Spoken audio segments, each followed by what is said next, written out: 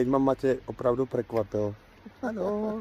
A jsem vůbec netušil, kam jdeme. A z Trenčína jsme šli do Rakouska, že se jdeme najest. Tadá!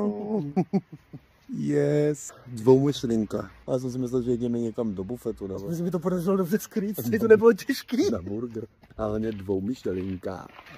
Tak bufet ani burger to naozaj neboli a môj narodeninový deň sme oslávili v Landhausbacher, reštaurácii s 2 michelinskými hviezdami a 19 bodmi od Go & Mio. Po amuse-bouche a pozornosti z kuchyne sme samozrejme museli ochutnať legendárny chod Kaviár Egg, ktorý sa tu podáva už 30 rokov.